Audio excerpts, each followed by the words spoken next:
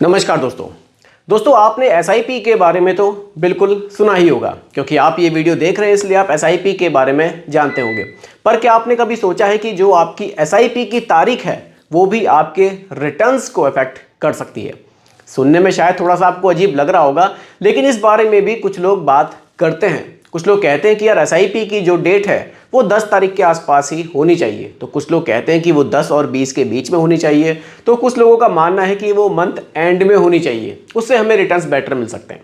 तो आज की वीडियो में हम लोग इसी टॉपिक पर डिस्कस करेंगे कि एसआईपी की डेट हमारे लिए क्या होनी चाहिए, कैसे हम अपने रिटर्न्स को मैक्सिमाइज कर सकते हैं, और क्या वाकई एसआईपी की डेट हमारे रिटर्न्स को अफेक्ट कर सकती है या सिर्फ ये एक मिथ है। तो टॉपिक बहुत ही ज़्यादा इंफॉर्मेटिव है आपके लिए, बहुत ही ध्यान से देखिएगा और समझिएगा, क्योंकि आज की वीडियो में इस टॉपिक का जो भी कंफ्यूजन है वो मैं पूरी तरह से दूर कर दूंगा। देखिए, सिर्फ निवेश करना एक अलग बात है और एक प्लानिंग के साथ निवेश करना एक अलग चीज़ हो जाती है। देखिए, अगर आपने सिंपली निवेश कर दिया है, ठीक है, वो भी अच्छी चीज़ है, लेकिन अगर आप एक प्लानिंग के साथ निवेश कर रहे हैं तो आप एक सिंपल निवेश और प्लानिंग से जो निवेश करते हैं ना, लॉन्ग टर्म में देखेंगे तो दोनों में आपको कहीं ना कहीं फ़र्क ज़रूर दिखाई देगा। इसलिए इस तरह की वीडियोस आपके लिए बहुत ही ज़्यादा इंपॉर्टेंट ही हो जाती हैं। तो आइए शुरू करते हैं। टॉपिक आपके सामने है कि आपकी एसआईपी की तारीख आपके रिटर्न्स पर असर डाल सकती है या फिर नहीं। चलिए, इसके लिए पूरी तैयारी मैंने करी है, वो सब आप लोगों के साथ मैं अब शेयर करता हूँ। देखिए, एसआईपी कैसे काम करता है, सिंपली इसको समझिए। टॉपिक यहीं से स्टार्ट होगा और वीडियो के एंड तक जाते जाते आप बिल्कुल इस टॉपिक को पूरी तरह से क्लियर कर लेंगे। देखिए, एसआईपी क्या है? एक सिस्टमैटिक इन्वेस्टमेंट प्लान है। यहाँ आप रेगुलरली मंथली बेसिस पर निवेश करते हैं, ठीक है। ये लॉन्ग टर्म में वेल्थ क्रिएट करने का एक पावरफुल टूल आप इसको कह सकते हैं, ठीक है।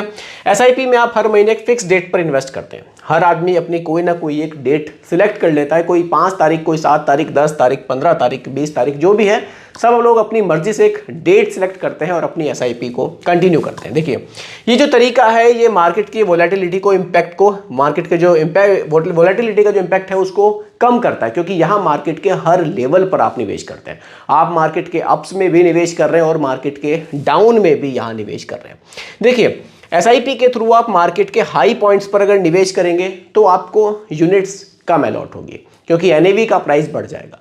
लेकिन वहीं जब आप मार्केट के लो के टाइम पर निवेश करेंगे तो एनएवी का प्राइस घटने की वजह से आपको यूनिट्स ज़्यादा मिल जाएगी, यानी कि एवरेजिंग का बेनिफिट आपको एसआईपी में बड़ा इजीली मिल जाता है। देखिए, अगर आप 5,000 पर मंथ एसआईपी करते हैं 10 साल के लिए और मार्केट के अलग अलग लेवल्स पर आपके यूनिट्स बाय होते हैं, कभी मार्केट के अप्स में आपने निवेश किया तो कभी मार्केट के डाउन में भी आपने निवेश किया, तो ये क्या करेगा? ये आपको एवरेजिंग का यहाँ बेनिफिट आराम से देगा, ठीक है। और देखिए, 10 साल के टाइम पर 12% के आपको रिटर्न्स मिलते हैं। 5,000 की आप एसआईपी करते हैं तो सिंपली आप 11 लाख से ज़्यादा पैसा यहाँ से बना भी सकते हैं। जस्ट एक सिंपल एग्जाम्पल मैंने आपके सामने रखा है इंट्रोडक्शन के लिए, ठीक है। आइए, क्या एसआईपी की जो तारीख है वो मैटर करती है या फिर नहीं? ये एक इंपॉर्टेंट पॉइंट है, इसको आप ध्यान से समझिएगा। देखिए, एसआईपी की तारीख मैटर करती है, लेकिन ये हमेशा आपके जो रिटर्न्स हैं उनको तेजी से इफेक्ट करे ऐसा ज़रूरी नहीं है। क्यों नहीं है उसको समझिए। देखिए, शॉर्ट टर्म में रिटर्न्स पर इफेक्ट ज़्यादा हो सकता है, लेकिन लॉन्ग टर्म में ये डिफरेंस कम हो जाता है। डिफरेंस रहेगा तो, लेकिन कम हो जाएगा, लेकिन शॉर्ट टर्म में ये डिफरेंस ज़्यादा रह सकता है। उसका कारण क्या है? वैसे तो मैंने यहाँ सब कुछ लिखा ही है। देखिए, शॉर्ट टर्म में क्या होता है, कई बार मार्केट में गिरावट आने की वजह से एनएवी के प्राइस घट जाते हैं। अगर उस समय पर आपका निवेश होगा तो यूनिट्स आपको ज़्यादा मिलेगी, तो यहाँ आपको थोड़ा सा ये फ़र्क देखने को मिल सकता है, ठीक है।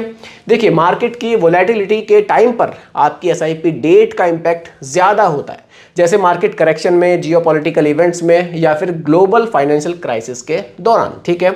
देखिए, वैसे तो कोई भी फिक्स्ड जो डेट है वो बेस्ट नहीं हो सकती। क्यों नहीं हो सकती वो भी मैं आपको बताऊंगा, लेकिन कुछ रिसर्च कहते हैं कि मार्केट के मिडिल या एंड में इन्वेस्ट करना ज़्यादा बेनिफिशियल हो सकता है। अब ऐसा क्यों है कि ये क्यों हो सकता है उसको भी मैं आपको समझाऊंगा। यानी कि फ़र्क तो पड़ेगा, अगर आपने महीने के स्टार्टिंग में एसआईपी पे करी और इधर आपने महीने के एंड में पे करी, दोनों में फ़र्क तो ज़रूर रहेगा। क्यों रहेगा वो भी बताता हूँ। देखिए, मार्केट के डेटा के हिसाब से 25 के आसपास की जो डेट ने हिस्टोरिकली थोड़े से बेटर एवरेज रिटर्न्स बनाए हैं। यानी कि जिन लोगों ने एसआईपी की महीने के स्टार्टिंग में, उनसे अगर आप कंपेयर करेंगे जिन्होंने एसआईपी करी महीने के एंड में, तो दोनों के जो रिटर्न्स हैं उनमें थोड़ा सा डिफरेंस यहाँ ज़रूर हमें देखने को मिला है। चलिए थोड़ा सा और समझते हैं। देखिए, अगर आप 1 या 15 को इन्वेस्ट करते हैं तो आप मार्केट के स्टार्टिंग या मिडिल फेज में होते हैं, जो कभी कभी ज़्यादा वोलेटाइल हो सकते हैं, क्योंकि मंथ की शुरुआत में इकोनॉमिक डेटा, क्वार्टरली रिजल्ट और ग्लोबल मार्केट ट्रेंड का असर ज़्यादा होता है। कई बार ऐसा नहीं है, ये आपके लिए देखिए पॉजिटिव भी हो सकता है। ऐसा नहीं है कि आपने महीने के अगर शुरुआत में आप एसआईपी कर रहे हैं तो वो आपके लिए नुकसानदायक है। नुकसानदायक नहीं है, लेकिन एक थोड़ा सा फर्क हमें लॉन्ग टर्म हिस्टोरिकल देखने को यहाँ ज़रूर मिला है। चलिए आगे बढ़ते हैं और डिटेल में क्लियर करते हैं कौन सी एसआईपी डेट सबसे बेस्ट है। देखिए, जनरली मंथ के सेकेंड हाफ में मार्केट ज़्यादा स्टेबल होते हैं, क्योंकि अर्निंग अनाउंसमेंट, इकोनॉमिक डाटा और ग्लोबल मार्केट न्यूज़ का इम्पैक्ट कम होता है। यानी कि मंथ का जो सेकेंड हाफ होगा, आप कह लीजिए कि 10 तारीख के बाद का जो समय होगा या 12 तारीख के बाद का जो समय होगा, वो थोड़ा सा मार्केट में स्टेबल होता है। 20 से लेकर 30 के बीच में एसआईपी करना लॉन्ग टर्म में थोड़ा फायदेमंद हो सकता है, लेकिन अगर आप लॉन्ग टर्म इन्वेस्टर हैं तो आपके रिटर्न्स पर एसआईपी डेट का इफेक्ट धीरे धीरे ये कम हो जाएगा। तो अगर आप लंबे समय के लिए निवेश करेंगे, यानी कि 15 साल 20 साल के लिए निवेश करेंगे, तो फिर ये धीरे धीरे कम होता चला जाएगा। देखिए, मार्केट वोलेटिलिटी के टाइम पर मंथली ट्रेंड का एनालाइज करना ज़रूरी है, आप अपने रिटर्न्स को ऑप्टिमाइज कर सकें। ठीक है, देखिए पिछले 10 साल के डेटा के हिसाब से 25 को की गई एसआईपी ने थोड़ा बेटर एवरेज रिटर्न दिया है, अगर हम कंपेयर करेंगे पहली से 10 तारीख के बीच में। फर्क है, लेकिन बहुत ज़्यादा नहीं है। मान लीजिए आप एसआईपी कर रहे हैं, 15 साल के लिए आपने एसआईपी का प्लान किया है, तो आपने कोई भी एसआईपी की डेट रखी, उससे बहुत ज़्यादा फर्क नहीं पड़ेगा, लेकिन शॉर्ट टर्म में कई बार ये अफेक्टेड हो सकता है। ठीक है, आप अपने फंड के हिस्टोरिकल डेटा को भी चेक कर सकते हैं, ताकि आप अपने रिटर्न्स को मैक्सिमाइज कर सकें। देखिए, ऐसा नहीं है कि महीने के शुरुआत में जो आपने एसआईपी की है वो आपके लिए नुकसानदायक है, लेकिन अगर हम बहुत लंबा एक डेटा को एनालाइज कर रहे हैं, तब ये चीज़ निकल कर आ रही है कि मंथ के एंड में जो एसआईपी होती है उसमें थोड़ा सा रिटर्न हमें ज़्यादा मिला है। कारण आपके सामने है कि मंथ की जब शुरुआत होती है उस समय पर मार्केट थोड़ा सा हाई रहता है, और जब मंथ एंड में हम देखते हैं तो उस समय थोड़ा सा मार्केट में नॉर्मली, बहुत ज़्यादा नहीं, हल्का फुल्का करेक्शन रहने की वजह से क्या होता है कि एनएवी का प्राइस थोड़ा सा घट जाता है। क्योंकि देखिए, मार्केट कैसे काम करती है, मार्केट काम इस चीज़ पर करती है कि ये डिमांड और सप्लाई पर ही काम करती है। महीने के शुरुआत में जमकर खरीदारी होती है तो मार्केट थोड़ा सा महंगा रहेगा, धीरे धीरे फिर मंथ का जब एंड आ जाएगा तो उस समय पर निवेशक थोड़े से कम हो जाते हैं। जो एसआईपी लोग कर रहे हैं वो एक बहुत बड़ा पैसा निवेश होता है, लेकिन मंथ एंड आते आते सभी एसआईपी अपनी पे कर चुके होते हैं, तो बहुत कम इन्वेस्टर रहते हैं जो मंथ एंड में एसआईपी पे करते हैं। तो उस समय मार्केट थोड़ा सा सस्ता होने की वजह से हमें यूनिट्स थोड़े से ज़्यादा अलॉट हो जाते हैं।